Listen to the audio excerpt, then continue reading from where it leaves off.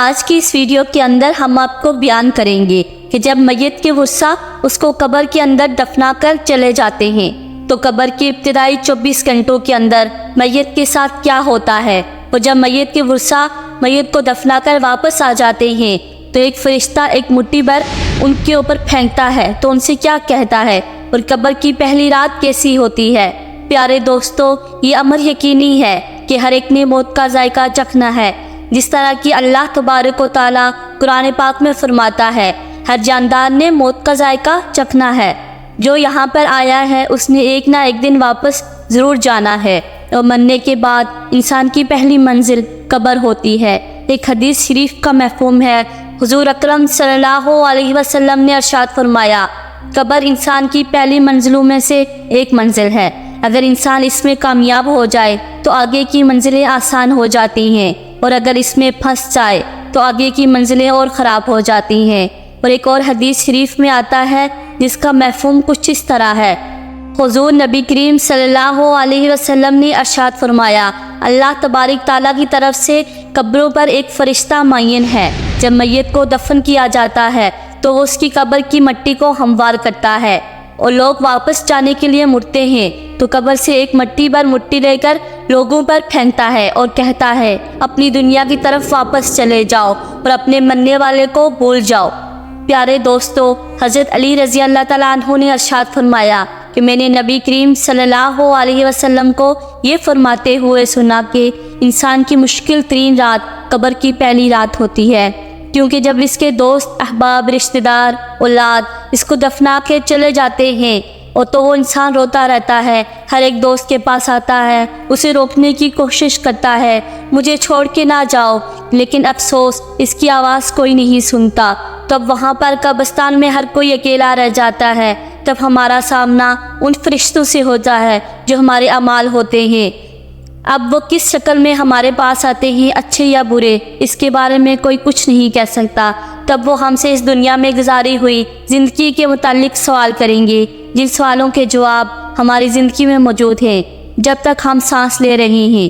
ایک اور حدیث شریف میں آتا ہے جس کا مفہوم کچھ اس طرح ہے، رسول اکرم صلی اللہ علیہ وسلم نے ارشاد فرمایا، تم قبرستان جایا کرو، کیونکہ قبرستان موت کو یاد دلاتا ہے، اس سے عبرت حاصل ہوتی ہے۔ میں نے اپنے رب سے اپنی والدہ کی قبر پر جانے کی اجازت مانگی تھی، مجھے اس کی اجازت مل گئی، لہٰذا تم بھی قبرستان جایا کرو، اس سے دنیا سے بے رغبتی پیدا ہوتی ہے اور آخرت یاد آتی ہے۔ حضرت سیدنا سعید بن مسیب رضی اللہ تعالیٰ عنہ فرماتے ہیں، ایک مرتبہ ہم مولائے کائنات شیر خدا حضرت علی رضی اللہ تعالیٰ عنہ کے ہمراہ مدینہ منورہ کے قبرستان گئے۔ حضرت علی رضی اللہ تعالیٰ عنہ نے قبر والوں کو سلام کیا اور فرمایا، اے قبر والو، تم اپنی خبر بتاؤ گے یا ہم تمہیں بتائیں؟ سعید بن مسیب رضی اللہ تعالیٰ عنہ فرماتے ہیں کہ ہم نے قبر سے وعلیکم السلام کی آواز سنی، اور وہ کوئی کہنے والا کہہ رہا تھا، اے امیر المومنین، آپ ہی خبر دیجئے ہمارے مرنے کے بعد دنیا میں کیا ہوا۔ حضرت علی رضی اللہ تعالیٰ عنہ نے ارشاد فرمایا، سن لو، تمہارے مال تقسیم ہو گئے، تمہاری بیویوں نے دوسرے نکاح کر لیے، تمہاری اولاد یتیموں میں شامل ہو گئی، جس مکان کو تم نے مضبوط بنایا تھا اس میں تمہارے دشمن آباد ہو گئے۔ پھر حضرت مولا علی رضی اللہ تعالیٰ عنہ نے ارشاد فرمایا، اب تم اپنا حال سناؤ۔ یہ سن کر ایک قبر سے آواز آنے لگی، اے امیر المومنین، ہمارا کفن پھٹ کر تار تار ہو گئے، ہمارے بال جڑ کے منتشر ہو گئے، ہماری کھالیں ٹکڑے ٹکڑے ہو گئی، ہماری آنکھیں بہہ کر رخساروں پر آ گئی، ہم نے جو نیک اعمال کیے تھے ان کو پایا، جو کچھ پیچھے چھوڑا اس میں ہمارا نقصان ہوا۔ معزز دوستو، روایت میں آتا ہے جب مردے کو قبر میں رکھا جاتا ہے، اس کی نماز اس کے دائیں طرف آ کر کھڑی ہو جاتی ہے، روزہ بائیں طرف آ کر کھڑا ہو جاتا ہے، قرآن مجید کی تلاوت اور اللہ تبارک و تعالیٰ کا ذکر سر کی طرف آ کر کھڑا ہو جاتا ہے، اور جماعت کے ساتھ نماز پڑھنے کے جو قدم چلے تھے وہ پاؤں کی طرف کھڑے ہو جاتے ہیں۔ جب عذاب اس قبر میں اپنی گردن نکالتا ہے اور مردہ تک پہنچنا چاہتا ہے، اگر وہ دائیں طرف سے آتا ہے تو اس کو نماز کہتی ہے، پرے ہٹ، خدا کی قسم یہ شخص دنیا میں بہت مشقت اور مصیبت اٹھاتا رہا، ابھی اسے ذرا آرام کرنے دو۔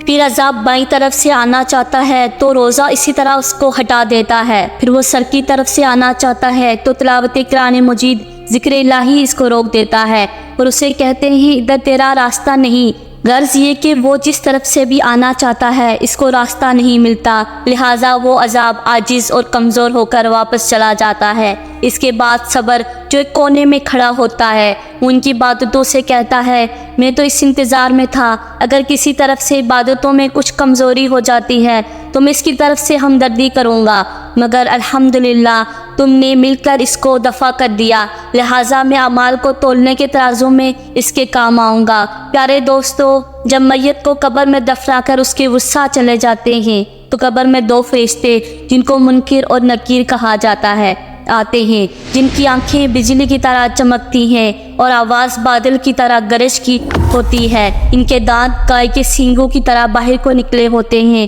ان کے منہ سے آگ کی لپٹیں نکلتی ہیں، بال اتنے بڑے بڑے ہوتے ہیں کہ پاؤں تک لٹکے ہوتے ہیں، ان کے ایک کندھے سے لے کر دوسرے کندھے تک اتنا فاصلہ ہے کہ کہیں دن تک چل کر مسافت کو ختم کیا جا سکتا ہے۔ مہربانی اور نرمی ان کے پاس نہیں ہوتی، لیکن یہ سختی کا معاملہ مومنوں کے ساتھ نہیں کرتے، بلکہ پھر بھی ایسی ڈراؤنی شکل و صورت کی ہیبت ہی کیا کم ہے۔ پیارے دوستو، ان دونوں کے ہاتھوں میں ایک بہت بڑا لوہے کا ہتھوڑا ہوتا ہے جس کو اگر تمام دنیا کے جن و انس بھی مل کر اٹھانا چاہیں تو اٹھانا تو درکنار اس کو ہلا بھی نہیں سکتے۔ وہ آ کر مردے سے کہتے ہیں بیٹھ جا، مردہ ایک دم سے اٹھ کر بیٹھ جاتا ہے اور کفن اس کے سر سے نیچے سرک جاتا ہے۔ وہ سوال کرتے ہیں تیرا رب کون ہے، تیرا دین کیا ہے، تیرا نبی کون ہے؟ اگر مردہ نیک اور مسلمان ہوتا ہے تو کہتا ہے میرا رب اللہ تبارک و تعالیٰ ہے جو واحد و لا شریک ہے، میرا دین اسلام ہے، میرے نبی حضرت محمد صلی اللہ علیہ وسلم ہیں۔ یہ سن کر وہ دونوں کہتے ہیں تو نے سچ کہا۔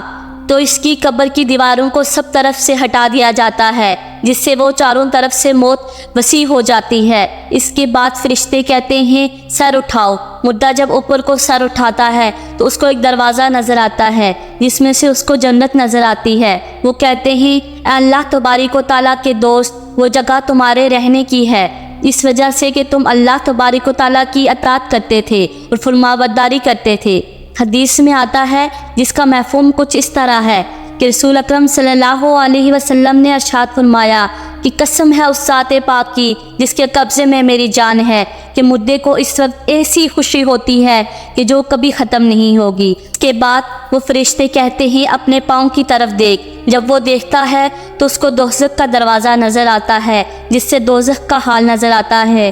وہ فرشتے کہتے ہیں اللہ تبارک و تعالیٰ کے دوست، تو نے اس دروازے سے نجات پالی۔ اس وقت بھی بندے کی اس قدر خوشی ہوتی ہے جو کبھی ختم نہیں ہوگی۔ اس کے بعد اس کی قبر میں 70 دروازے جنت کے کھول دیے جاتے ہیں جن سے وہاں کی ٹھنڈی ہوا اور خوشبوئیں آتی رہتی ہیں اور قیامت تک وہ انہی بخاروں میں رہے گا۔ پیارے دوستو، کیسی خوش نصیب ہوگی وہ روح جس کے ساتھ اللہ تبارک و تعالیٰ اپنی مہربانی اور رحم و کرم کا سلوک فرمائے گا۔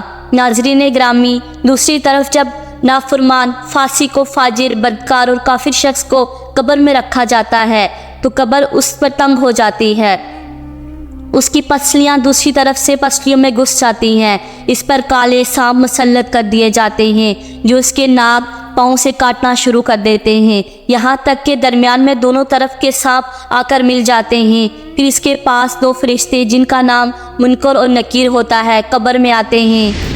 وہ آ کر پوچھتے ہیں تیرا رب کون ہے، تیرا دین کیا ہے، تیرا نبی کون ہے؟ وہ ان کے ہر سوال میں جواب دیتا ہے میں کچھ نہیں جانتا۔ پھر وہ فرشتے اس کو اس قدر زور سے مارتے ہیں ان کے گرز کی چنگاریاں قبر میں پھیل جاتی ہیں۔ اس کے بعد وہ فرشتے اس کو کہتے ہیں اوپر دیکھ۔ وہ اوپر کی طرف جنت کا دروازہ دیکھتا ہے، جنت کے باغ و بخاریں دیکھتا ہے۔ فرشتے اس نافرمان کو کہتے ہیں یا اللہ تبارک و تعالیٰ کے دشمن اور نافرمان، اگر تو دنیا میں اللہ تبارک و تعالیٰ کی اطاعت اور فرما برداری کرتا تو یہ تیرا ٹھکانہ ہوتا۔ ایک اور حدیث میں آتا ہے جس کا مفہوم کچھ اس طرح ہے کہ رسول اللہ صلی اللہ علیہ وسلم نے ارشاد فرمایا قسم ہے اس کی ذات کی جس کے قبضے میں میری جان ہے، اس کو اس وقت ایسی حسرت ہوگی کہ اس جیسی حسرت پھر کبھی نہیں ہوئی ہوگی۔ پھر دوزخ کا دروازہ کھل جاتا ہے۔ وہ فرشتے کہتے ہیں اے اللہ تبارک و تعالیٰ کے دشمن، یہ تیرا ٹھکانہ ہے، اس کے لیے تو نے اللہ تبارک و تعالیٰ کی نافرمانی کی۔ پھر جہنم کے 70 دروازے اس کی قبر میں کھول دیے جاتے ہیں، جن سے قیامت تک گرم ہوائیں اور دھواں وغیرہ اس کی قبر میں آتا رہتا ہے۔ معزز دوستو، قبر کا معاملہ بڑا سخت ہے۔ حضور اکرم صلی اللہ علیہ وسلم نے ارشاد فرمایا کہ قبر تمام فتنوں سے بڑا فتنہ ہے۔ ہمیں چاہیے کہ ہم اللہ تبارک و تعالیٰ کی نافرمانی سے بچیں اور نیک اعمال کریں اور قبرستانوں میں جایا کریں، تاکہ ہمیں بھی اپنی موت کی یاد آئے اور موت کو یاد کر کے ہم دنیا سے بے رغبتی اور آخرت کی تیاری کریں۔ اللہ تبارک و تعالیٰ سے دعا ہے کہ اللہ تبارک و تعالیٰ ہمیں نیک اعمال کرنے کی اور گناہوں سے بچنے کی توفیق عطا فرمائے اور ہمیں اپنی قبر اور اپنی آخرت کی تیاری کرنے کی توفیق عطا فرمائے، آمین ثم آمین۔ تو کیسی لگی آپ کو آج کی ویڈیو؟ امید کرتی ہوں کہ اچھی لگی ہوگی۔ ویڈیو اچھی لگی ہو تو اس کو لائک کر دیجئے گا اور میرے چینل وائس آف عمل کو سبسکرائب کر دیجئے گا۔ ملتے ہیں ایک اور نئی ویڈیو کے ساتھ، دعاؤں میں یاد رکھیے گا۔ اللہ حافظ۔